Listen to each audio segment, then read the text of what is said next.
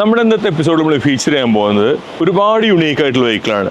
Unique ആണോ എന്ന് ചോദിച്ചാൽ ഇന്ത്യൻ റോഡ്സിൽ വളരെ റെയർ ആയിട്ട് കാണാം. കുറേ ആൾക്കാർ കാണാത്തൊരു വെഹിക്കിളാണ്. നമ്മുടെ എല്ലാ എപ്പിസോഡിലും നമ്മൾ മെയിൻറ്റെയിൻ ചെയ്യുന്ന ഒരു എക്സ്ക്ലൂസിവിറ്റി എന്താണെന്ന് വെച്ചാൽ യുണീക്ക് ആയിട്ടുള്ള ആൾക്കാർ, യുണീക്ക് ആയിട്ടുള്ള യൂസേഴ്സ്, യുണീക്ക് ആയിട്ടുള്ള വെഹിക്കിൾസ്, ഇതാണ് നമ്മൾ കൂടുതൽ ഫോക്കസ് ചെയ്യുന്നത്. സോ അഗെയിൻ ഇന്നത്തെ എപ്പിസോഡിൽ നമുക്ക് കിട്ടിയ റൈറ്റ് കാൻഡിഡേറ്റിനെയാണ് വിത്ത് റൈറ്റ് വെഹിക്കിൾ. നമ്മൾ ഫീച്ചർ ചെയ്യുന്നത് ഹാർലി ഡേവിഡ്സന്റെ ട്രൈക്ക് എന്നുള്ള വെഹിക്കിളാണ്. ട്രൈക്ക് എന്ന് പറയുമ്പോൾ 3 ചക്രമുള്ള bike. Just imagine and that to being Harley എന്ന് പറഞ്ഞാൽ ഓൾറെഡി ഹ്യൂജ് ആയിട്ടുള്ള വെഹിക്കിളാണ്. അതിനകത്ത് മൂന്ന് ചക്രമുള്ള ഹാർലി പറയുമ്പോൾ ഇറ്റ്സ് ക്വൈറ്റ് ഹ്യൂജ്. മെയിനായിട്ടുള്ള ഇങ്ങനത്തെ വെഹിക്കിൾ മാർക്കറ്റിൽ ഹാർലി ഇൻട്രൊഡ്യൂസ് ചെയ്യുന്നതിന് കാരണം എന്താണെന്ന് വെച്ചാൽ സ്റ്റെബിലിറ്റി ഇൻക്രീസ് ചെയ്യാനും അതുപോലെ ഒരു ലോങ് റൈഡ്സിന് മുമ്പുള്ള കംഫർട്ട് കിട്ടാനാണ്. നമുക്ക് ശരിക്കും ഒരു കാറിൽ യാത്ര ചെയ്യുന്ന പ്രോപ്പർ ആയിട്ടുള്ള എക്സ്പീരിയൻസ് ഫീലാണ് ഇങ്ങനത്തെ വെഹിക്കിൾ കിട്ടുന്നത്. ഹോണ്ടഡ് തന്നെ ഗോൾഡ് വിങ് എന്നുള്ള വെഹിക്കിൾ ഉണ്ട്. അതുപോലെ ഈ സെഗ്മെന്റിൽ ഒരുപാട് വെഹിക്കിൾസ് വേറെ ഉണ്ട്. പക്ഷേ ട്രൈക്ക് എന്നുള്ള സീരീസിൽ എന്ന് വെച്ചാൽ 3 ചക്രമുള്ള സീരീസിൽ വെഹിക്കിൾസ് ഒരുപാട് കുറവാണ്.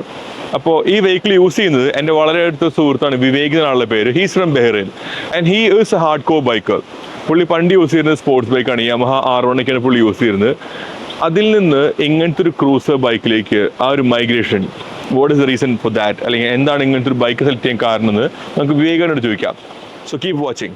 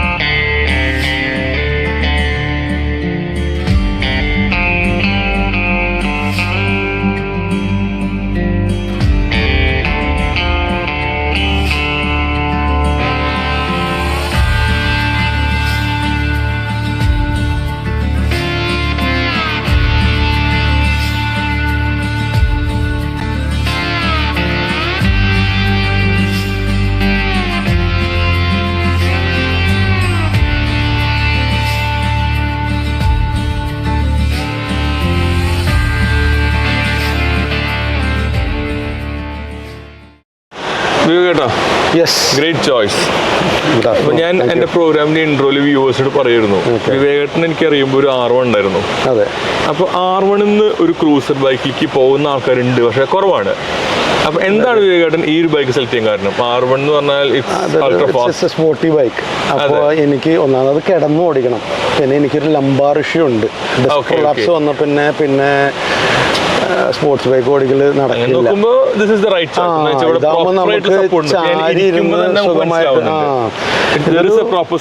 അതെ, ലൈക്ക് എനി ഹാർലി ഇതൊരു ലോങ് ഹോൾ കംഫർട്ടബിൾ ആയിട്ട് നമുക്ക് ക്രൂയിസിന് ഉപയോഗിക്കാൻ പറ്റുന്ന സാധനം. മറ്റേതൊക്കെ നമുക്കൊരു ഈവനിങ്ങിൽ പോയി ഒന്ന് ജസ്റ്റ് ഒരു ബ്ലാസ്റ്റ് ചെയ്ത് കൊണ്ടു നോക്കാൻ പറ്റുന്ന അത്രേ പറ്റുള്ളൂ. ഇതാകുമ്പോൾ നമുക്ക് വേണമെങ്കിൽ ഒരു ഇന്റർ കൺട്രി ഒക്കെ അവിടെ മിഡിൽ ഈസ്റ്റിൽ, ഞാൻ ബഹ്റിൻ ബേസ്ഡ് ആണ്. ഓക്കെ. അപ്പോൾ അങ്ങനെയൊക്കെ പോകാൻ പറ്റും. പിന്നെ നമുക്ക് ലോങ് ഡ്രൈവിൽ കുറേ കൂടി റിലാക്സ്ഡ് ആണ്. ഓക്കെ. 3 വീൽസ് ഉള്ളത് കൊണ്ട് തന്നെ സ്റ്റെബിലിറ്റി കൂടുതലാണ്. പക്ഷെ ഒരുപാട് കോൺസും ഉണ്ട്, ബൈക്ക് വെച്ച് നോക്കിയാൽ ഒരുപാട് കോൺസും ഉണ്ട് ഇതിന്. ലൈക്ക് എന്താണ് കോൺസ് ആയിട്ട് തോന്നിയത്? കോൺസ് എന്ന് പറഞ്ഞാൽ നമ്മൾക്ക് മെന്യൂവറിങ് എളുപ്പമല്ല. എന്ന് വെച്ചാൽ നമ്മളിപ്പോൾ ഒരു ടേണിൽ ഇപ്പോൾ ഒരു ബൈക്കിന്റെ ഏറ്റവും വലിയ അഡ്വാൻറ്റേജ് എന്ന് വെച്ചാൽ അത് ടിൽറ്റ് ചെയ്ത് നമ്മൾ ഗ്രാവിറ്റിനെ സെൻട്രൽ നമുക്കത് കൗണ്ടർ ചെയ്ത് സ്പീഡ് കുറയ്ക്കാതെ പോവാം. കാറൊക്കെ ആണെങ്കിൽ നമുക്ക് ബ്രേക്ക് ഓട്ടേണ്ടി വരും. ഇതിപ്പോൾ ഏകദേശം ഒരു ഓട്ടോറിക്ഷ ഓടിക്കുന്ന പോലെ നമ്മൾ സ്ലോ കണ്ട് പറ്റില്ല. കാര്യം നമ്മളല്ലെങ്കിൽ ഓഫ് ദ ടാൻജന്റ് നമ്മൾ ഷൂട്ട് ചെയ്ത് പോകും. ശരിക്കാൻ പറ്റില്ല. നമുക്ക് എപ്പോഴും ആ ടെൻഡൻസി ഉണ്ടാവും ടിൽറ്റ് ചെയ്യാൻ. മനസ്സിലായി. അപ്പൊ അതൊരു വലിയ ഒരു കോണാണ്. പിന്നെ പ്രോ മെയിനായിട്ട് ഇതിന്റെ ഞാൻ കാണുന്ന ഒരു മെയിൻ അഡ്വാൻറ്റേജ് ഇതിന്റെ ഒരു യുണീക്നെസ് ആണ്. ഇത് വളരെ സ്കേഴ്സ് ആയിട്ടുള്ള ഒരു വണ്ടിയാണ്. യുണീക്നെസ് പറഞ്ഞാൽ നമ്മളിങ്ങോട്ട് വരുന്ന വഴിക്ക് തന്നെ ഈ വെഹിക്കിൾ എന്ന് പറഞ്ഞാൽ ഇത് നോക്കാത്ത ആരുമില്ല പറയാം. കേട്ടോ, അപ്പോൾ നമ്മൾ തൃശ്ശൂരിൽ നിന്ന് ഈ ഒരു ഷോർട്ട് ഡിസ്റ്റൻസിൽ വന്നിരിക്കുന്നത് ലെറ്റ്സ് സേ ഹാർഡ്ലി ഒരു 15-20 കിലോമീറ്റേഴ്സ് ഉള്ളൂ. പക്ഷെ ഇപ്പൊ തന്നെ ഈ വെഹിക്കിളുമ്പോൾ ചൂടായിട്ട് എനിക്ക് ഇരിക്കാൻ പറ്റുന്നില്ല. അപ്പൊ എങ്ങനെയാണ് വേഗമായിട്ട് മാനേജ് ചെയ്യുന്നത്? ഇപ്പൊ തൃശ്ശൂരിൽ കൊച്ചി അല്ലെങ്കിൽ കൊച്ചി തൃശ്ശൂർ അല്ലെങ്കിൽ ബഹ്റിനിൽ ഈ വെഹിക്കിൾ യൂസ് ചെയ്യുമ്പോഴും എനിക്കറിയാം ഹാർലിക്ക് ചൂടുണ്ടായിരിക്കും, മെയ്ഡ് ലൈക്ക് ദാറ്റ്. പക്ഷെ how do you manage this? ഇത് കുറച്ച് മോഡൽസ് മാത്രമാണ് വാട്ടർ കൂൾഡ് ഉള്ളൂ, ബാക്കി എല്ലാം എയർ കൂൾഡ് ആയതുകൊണ്ട് അവർക്ക് ഈ ചൂട് ഇതിന്റെ ഒരു പാർട്ടാണ്. പിന്നെ തൃശ്ശൂരിൽ നിന്ന് ലോങ് പോകുമ്പോൾ ട്രാഫിക് ഉണ്ടെങ്കിൽ ഇറ്റ്സ് എ ബിഗ് ഇഷ്യൂ. ചിലപ്പോൾ ഓവർ ഹീറ്റ് ആവും, നിർത്തേണ്ടേ വരും. ഇനിയിപ്പോൾ നമ്മൾ രാത്രിയൊക്കെ ട്രാഫിക് ഇല്ലെങ്കിൽ നമുക്ക് കാറ്റും ഇതൊക്കെ ഉണ്ടെങ്കിൽ അങ്ങനെ അങ്ങോട്ട് നിർത്താണ്ട് അല്ലെങ്കിൽ ഒരു 70 കിലോമീറ്റേഴ്സിലൊക്കെ ഒരു 2 to 3 സ്റ്റോപ്സ് നമ്മൾ എടുത്ത് ഒന്ന് എഞ്ചിൻ കൂൾ ചെയ്യേണ്ടി വരും. അത് എസ്പെഷ്യലി സിഗ്നൽസ് വരുമ്പോൾ നമ്മൾ സ്റ്റോപ്പ് ചെയ്യല്ലേ, അപ്പോൾ കാറ്റ് കിട്ടുന്നില്ല എന്ന് വരുമ്പോൾ എഞ്ചിൻ ടെമ്പറേച്ചർ കൂടും. അപ്പോൾ ചിലപ്പോൾ 2-3 തവണയൊക്കെ ചിലപ്പോൾ നമ്മൾ നിർത്തേണ്ടി വരും തൃശ്ശൂർ ടു കൊച്ചിയിലൊക്കെ. ബഹറിൽ നമുക്ക് നമ്മൾ അധികവും ഹൈവേസിലേക്ക് കടന്നു കഴിഞ്ഞാൽ പിന്നെ നമുക്ക് നിർത്തേണ്ട ആവശ്യമില്ല. ഇതിപ്പോ പീക്ക് ടൈമാണ്. ഇപ്പൊ ജൂലൈ ഓഗസ്റ്റിലൊന്നും ആരും ബൈക്ക് ഓടിക്കില്ല. നമ്മളൊരു ഒക്ടോബർ നവംബറിലൊക്കെ ആകുമ്പോൾ കുറെ കൂടി വെതർ കംഫർട്ടബിൾ ആയി കഴിഞ്ഞാൽ പിന്നെ നമുക്ക് ഇത് ഓടിക്കാം. ഇപ്പൊ രണ്ടുപേർക്ക് സുഖമായിട്ട് ഇതിൽ എന്താ പറയാ, നമുക്ക് വേറെ ബാലൻസിന്റെ ഇഷ്യൂ ഒന്നും നോക്കാതെ എപ്പോഴും ലോങ് റൈഡ്സ് പോകുമ്പോൾ ബാക്കിൽ ആളില്ലെങ്കിൽ എസ്പെഷ്യലി നമുക്ക് ആ ഒരു കംഫർട്ട് ആണെങ്കിൽ നോക്കുന്നത് വളരെ ഇമ്പോർട്ടന്റ് ആയിട്ട് കാര്യമാണ്. അല്ല ബാലൻസ്, ബാക്കിൽ താളൊന്ന് ടിൽറ്റ് ചെയ്യണമെങ്കിൽ ചിലപ്പോൾ ബൈക്കിന്റെ ബാലൻസ് ഈ ബൈക്കിന് ആ ഒരു ഇഷ്യൂ വരുന്നില്ല. അതുപോലെ ഇപ്പൊ ഞാനാണെങ്കിലും കൂടുതൽ സ്പോർട്സ് ബൈക്കും നേക്കഡ് ബൈക്സ് ആണ് ഞാൻ കൂടുതൽ യൂസ് ചെയ്യുന്നത്. ഇതൊന്ന് കയറി ഇറങ്ങുക എന്നുള്ളത് തന്നെ ഒരു ചടങ്ങാണ്. Until you get used to it. അതെ പറഞ്ഞു, ഇത് കുറെ പ്രോസിനെക്കാളും കൂടുതൽ കോൺസോൾ ഉള്ള ബൈക്ക് തന്നെ. പിന്നെ ഇതിന്റെ സസ്പെൻഷൻ ഇസ് വെരി സ്റ്റിഫ്. എന്ന് വെച്ചാൽ നമ്മളുടെ റോട്ടിൽ കുഴി അവോയ്ഡ് ചെയ്യാൻ ഇതിന്റെ ഈ ടയറിന്റെ പൊസിഷനിങ് കാരണം തന്നെ വലിയ പാടാണ്. നമ്മൾ ഓട്ടോറിക്ഷ ഓടിക്കണ പോലെ മൊത്തത്തിൽ കുഴീനെ അവോയ്ഡ് ചെയ്യാണ്ട് ഇടയിൽ കൂടെ വിടുന്ന പരിപാടി നടക്കില്ല. കാര്യം ഇത് ടിൽറ്റ് ചെയ്യാനൊന്നും പറ്റില്ലല്ലോ. അപ്പോൾ നമ്മൾ 2 വീലിന്റെ ഇടയിൽ കൂടെ പോകുന്ന വെച്ചാൽ അറ്റ്ലീസ്റ്റ് ഈ വീലെങ്കിലും കുഴി ചാടും. എല്ലാം സ്റ്റിഫാണ്. ഇപ്പൊ ഇതിന്റെ ക്ലച്ച് ആണെങ്കിൽ തന്നെ ഒരുപാട് സ്റ്റിഫ് ആയിട്ടുള്ള ക്ലച്ചാണ്. ജസ്റ്റ് ഇത് കണ്ട എളുപ്പമല്ല. See, it's too stiff. അപ്പോൾ പിന്നെ മെയിനായിട്ട് വണ്ടിയുടെ ഒരു സ്കേഴ്സിറ്റി ഉണ്ട്. എനിക്ക് തോന്നുന്നു ഇന്ത്യയിൽ ഒരെണ്ണം ഉണ്ടെന്ന് കേട്ടിട്ടുണ്ട്, പൂനെയിൽ അറിയില്ല. ഇതിപ്പോൾ നമ്മൾ ബഹറിനിൽ നിന്ന് കാർനെറ്റ് വഴി ഒരു 6 months ടെമ്പററി ഇതിൽ കൊണ്ടുവന്നതാണ്.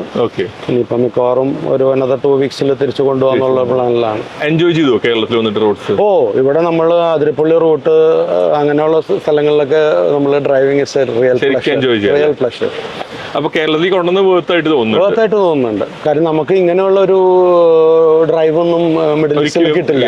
അവിടെ ഇങ്ങനെ ഈ ഡെസേർട്ട് ഡ്രൈവ് പോലെ അല്ലെങ്കിൽ കൺട്രി ക്രോസ് ചെയ്താലും ഒക്കെ ബാരൻ ആയിട്ടുള്ള സ്ഥലങ്ങളല്ലേ ഉള്ളൂ. അല്ലാണ്ട് ഒരു ഗ്രീനറിയോ നമുക്ക് ഈ മഴ സമയത്ത് എസ്പെഷ്യലി കഴിഞ്ഞ മാസമൊക്കെ അതിരപ്പള്ളി റൂട്ട് ശരിക്കും ഇതിന്റെ ബ്യൂട്ടി വെയിലത്തിടണം, എന്നാലാണ് ആ ഷിമ്മറിങ്, ആ മെറ്റാലിക് കളറിന്റെ അത് ഗ്ലിറ്ററിങ് ഇത് കിട്ടുള്ളൂ. ഇപ്പൊ നമുക്ക് ഇത്തിരി മോഡലൊക്കെ ഉള്ള ആ പെയിന്റിന്റെ ആ ഒരു ഫിനിഷ് നമുക്ക് അറിയാൻ പറ്റും. വെഹിക്കിളിന് എന്താണ് പ്രൈസ്? സാധാരണ ഞാൻ ചോദിക്കാത്തൊരു ക്വസ്റ്റ്യൻ ആണ് എന്റെ എപ്പിസോഡ്സിൽ, പൊതുവെ ചോദിക്കാറില്ല, അത്രയും റയർ ആയിട്ട് ചോദിക്കുന്ന ക്വസ്റ്റ്യൻ ആണ്. പക്ഷെ എനിക്ക് ഈ വെഹിക്കിളാണ് ചോദിക്കുന്നത് ഒരു ആഗ്രഹം, എത്രയാണ് ഇതിന് പ്രൈസ് വരുന്നത്? ഇത് ഇവിടെ ഇന്ത്യയിൽ ഒരു 90+ lakhs എന്നാണ് ഞാൻ കേട്ടിരിക്കുന്നത്. പക്ഷെ എനിക്ക് തോന്നുന്നില്ല ഇത് അവൈലബിൾ ആണെന്ന്. ട്രൈക്ക് ആക്ച്വലി അൾട്രാ ഗ്ലൈഡ് ആ ഫാമിലിയിൽ വരുന്ന സാധനം തന്നെയാണ്. ഇതിനെ ട്രൈ ഗ്ലൈഡ് എന്നാണ് ശരിക്കും ഇതിന്റെ ഹാർലി ട്രൈ ഗ്ലൈഡ്. അപ്പോൾ അതുകൊണ്ട് ആ ഫാമിലിയിൽ വരുന്ന സാധനമാണ്. എനിക്ക് തോന്നുന്നു 60+ ഉണ്ടെന്ന് തോന്നുന്നു അൾട്രാ ഗ്ലൈഡിന് തന്നെ ഇവിടെ. ഇപ്പൊ എറണാകുളത്ത് ഇപ്പൊ കൊച്ചിയിലെ showroom I think it's no more in operation. എനിക്ക് തോന്നുന്നു ജസ്റ്റ് അവരുടെ മെയിൻ്റനൻസും റിപ്പയർ വർക്ക്സും മാത്രമേ ഉള്ളൂ. സെയിൽ നിർത്തിയെന്ന് തോന്നുന്നുണ്ട്. അതുപോലെ ഈ വെഹിക്കിളിന്റെ നെക്സ്റ്റ് വളരെ ആൾക്കാർക്ക് ആകാംക്ഷയുള്ള ക്വസ്റ്റ്യൻ ആണ് വെഹിക്കിൾ മെയിൻറ്റെയിൻ ചെയ്യാനുള്ളത്. ബഹ്റിനിൽ ഹൗ ഇസ് ദ മെയിൻ്റെനൻസ്? ഇതിന് അവിടെ സ്പെഷ്യലൈസ്ഡ് ആയിട്ടുള്ള ആൾക്കാരുകൾ, കുറച്ച് ഭ്രാന്തന്മാർ ഇതിന്റെ വെഹിക്കിൾ ആൾക്കാരുകളുണ്ട്. ഹാർലി പാർട്സ് നമുക്ക് US നിന്ന് വരുത്തിയാൽ വളരെ ചീപ്പാണ്. നമുക്ക് കുറെ സൈറ്റ്സ് ഉണ്ട്. സൈറ്റുകളിൽ നിന്ന് നമുക്ക് ഓൺലൈൻ പർച്ചേസ് ചെയ്ത് കഴിഞ്ഞാൽ നമുക്ക് ഡോർ ടു ഡോർ ഡെലിവറി കിട്ടും. ഇത് കഴിഞ്ഞ് കഴിഞ്ഞാൽ ഇതിൽ സ്പെഷ്യലൈസ്ഡ് ആയിട്ടുള്ള ആളുകൾ അവിടെ കൊണ്ടുപോയി കൊടുത്തു കഴിഞ്ഞാൽ അവരത് ഫിറ്റ് ചെയ്ത് തരും. നമുക്ക് എന്താ പ്രോബ്ലം എന്നുള്ളതും അവർ നോക്കി ഇന്ന സാധനം വരുത്തിയാൽ മതി എന്നുള്ള പാർട്ട് നമ്പർ അടക്കം പറഞ്ഞു തരും. ഇനിയിപ്പോൾ അത് കിട്ടാതെ വന്നാൽ തന്നെ നമുക്ക് ഹാർലിയിൽ ഓർഡർ ചെയ്ത് അവർ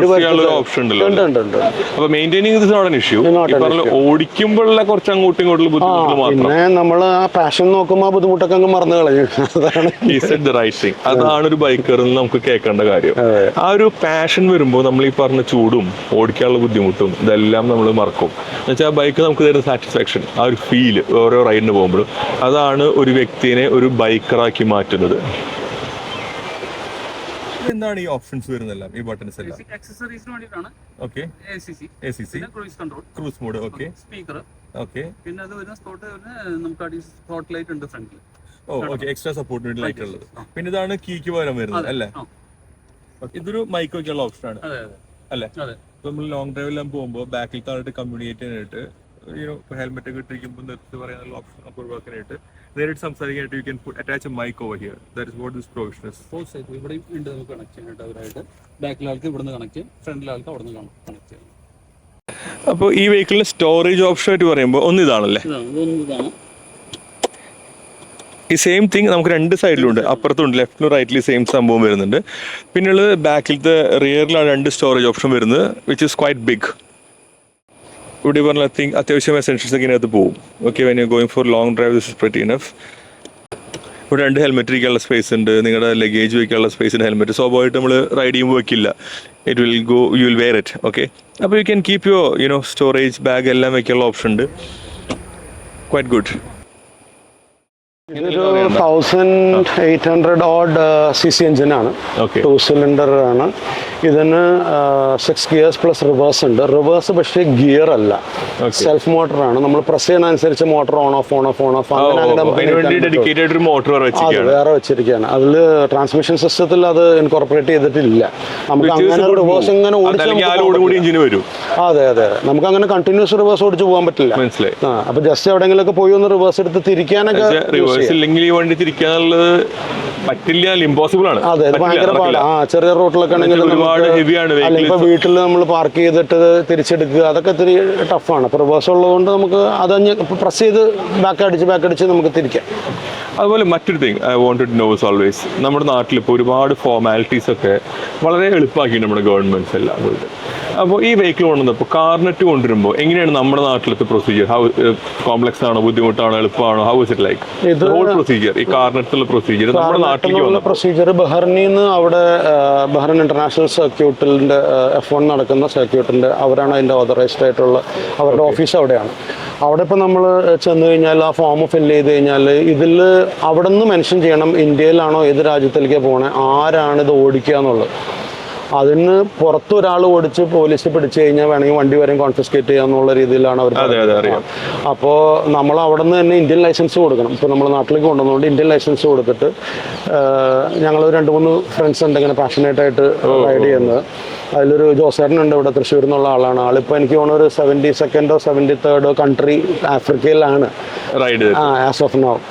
അപ്പോൾ പുള്ളി ഒരു അമേരിക്കൻ സിറ്റിസൺ ആണ്. അങ്ങനെ യൂറോപ്പിൽ നിന്ന് തുടങ്ങിയതാണ്, ഇപ്പോൾ ആഫ്രിക്കയിൽ എത്തിയിട്ടുണ്ട്. അപ്പോൾ പുള്ളി മിഡിൽ ഈസ്റ്റിൽ വരുമ്പോൾ പുള്ളിയുടെ കൂടെ ഒന്ന് ഡ്രൈവ് ചെയ്യണം എന്നുള്ളത്, GCC മുഴുവൻ പുള്ളിയുടെ കൂടെ ഡ്രൈവ് ചെയ്യണം എന്നുള്ള ഒരു ആഗ്രഹമുണ്ട്. പുള്ളി ഈസ്റ്റ് യൂറോപ്പ് കഴിഞ്ഞ് ടർക്കിയിൽ വന്നപ്പോൾ പുള്ളിനെ അക്കമ്പനി ചെയ്തിരുന്നു അവിടെ വെച്ച്. ഓ, എനിക്ക് ജോസേട്ടനെ നമ്മുടെ എപ്പിസോഡിൽ കൊണ്ടുവരേണ്ട ഒരു വ്യക്തിയാണ്. എനിക്ക് അറിയപ്പെടുന്ന ഒരുപാട് ബൈക്കേഴ്സ്, ഇപ്പോൾ വിവേകേട്ടൻ പറഞ്ഞിട്ടും ടൈറ്റസ് ഒക്കെ പറഞ്ഞിട്ടും ജോസേട്ടൻ ഒരുപാട് കേട്ടിട്ടുണ്ട് ഞാൻ.